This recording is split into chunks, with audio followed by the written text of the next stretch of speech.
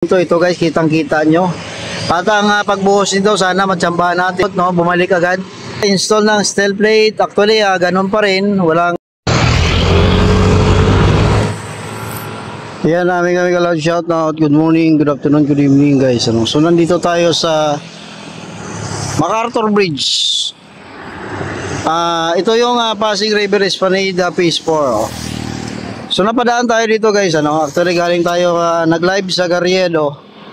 So dinaanan ko na at i-update itong ginagawa dito sa may Pasig River Esplanade, yung Phase 4, no? So yan So daanan din kasi ito ng barge. So may tugboat nga dumaan. So ito na guys, ang kung napansin nyo sa previous video natin, itong steel plate pa lang ginagawa nila. At saka yung frame. Ngayon, nakita ko nakalatag na yung steel plate. Yun yung lagyan na lang nila ng mga steel yan and then magbubuhos na. Diba? Ang ganda na So kita ko na, forma na. No? Yung platform na lang ang kulang dyan. Ilang mga brace and pati dito yung concrete post na yan, isabay na nila buhos yan sigurado. Baka sabay-sabay na lahat to guys. Abangan natin yan ang pagbuhos nila. Ang ganda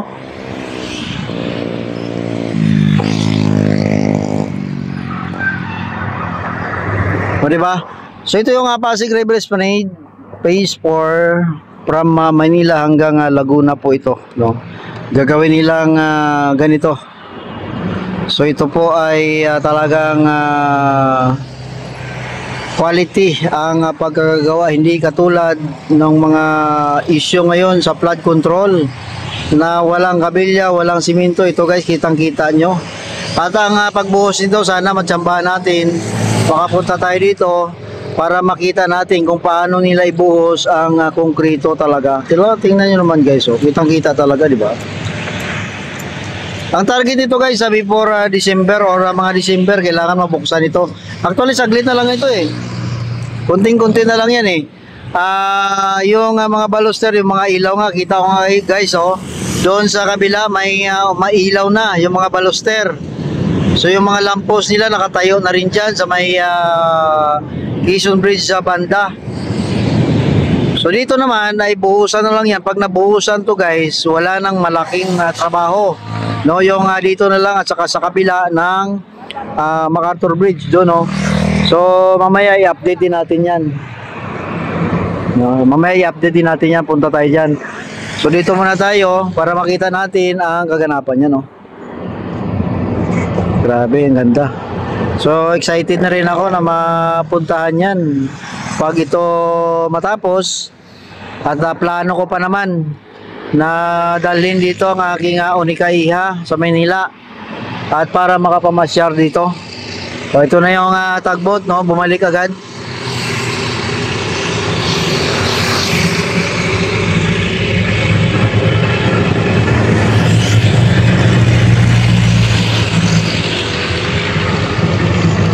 So diba, quality ang trabaho dito. So itong proyekto na to guys, under po ito sa Pangulong Bongbong Marcos Yan.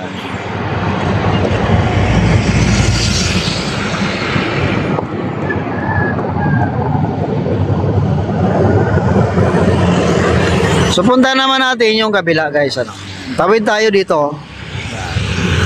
Tawid tayo. So dito na tayo guys, sa kabila. So doon tayo galing kanina, di ba? As usual naman siyempre. So ito na rin yung sitwasyon sa kabila.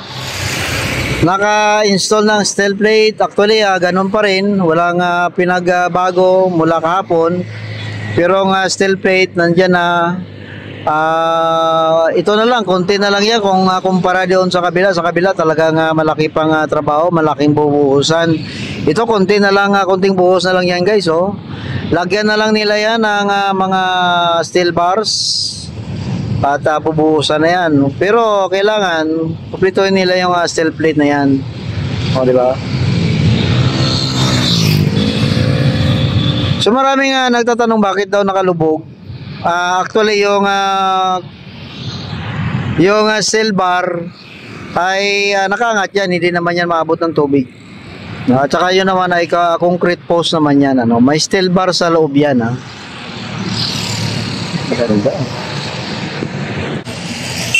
Punta daw siya ng Extramuros sa Berlin. So yan, ano, konting ano na lang to, konting kimbot na lang to, guys. Maliit na lang to na trabaho dito. At yung tatapusin nila, yung ano na lang, yung dadaanan na lang ng tao. Tapos lagyan ng baluster. Yung baluster nila sa lampos, nandiyan na, nakatayo na. May mga lampos pa ako nakita doon. Sigurado dito yan, no? So, ganda. So, mga ilang, kung ako lang pag-estimatein, mga 1 buwan, tapos na ito. Tapos na ito mga 1 buwan. Lapit na ito. So, diba? So, kitang-kita, ano. Pero ang ano ko lang kasi, itong brace nila, dapat ang ginamit nila dyan na concrete beam, no? Hindi yung concrete, hindi steel beam, no? Dapat concrete beam kasi ang concrete, sa tubig, may resistensya yan. Yung steel kasi kinakalawang, ano. Tama din naman yung sa comment, ano. So, tama din naman yung sa comment na dapat ay concrete beam, no? Pero yan naman, nakaangat naman sa tubig, and then ito yung pinturahan din naman nila, no? Pinturahan din naman nila. Pero kung ako lang siguro, kung ako lang ang mag-design, dapat niyan ay concrete beam, and then yun na, simento, no? Kasi anyway, yung ano naman, yung steel na yan, papatungan naman nila yan ng concrete. So wala naman tayong alalahanin doon. Kasi maliban sa ano na yan, sa steel, ang concrete naman sigurado may lagyan nila yan ng steel, no? Yung steel plate, no? At yung I-beam, may ano pa yan, may mga steel bars pa yan nalalagay. So matibay din naman, ano? Kahit na sabihin na kalawangin pa yung I-beam, yung concrete hindi naman basta-basta gumuho, kasi ang concrete may mga steel naman. Yan lang siguro.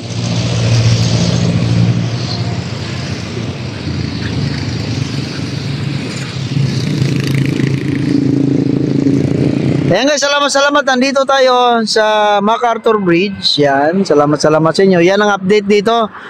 So, tuloy po tayo sa pag-update sa kalagayan sa ating bansa, sa lalong-lalo na sa Maynila. Salamat po. Paki-click, like, and subscribe po sa ating channel. Salamat guys. Mag-ingat po tayo.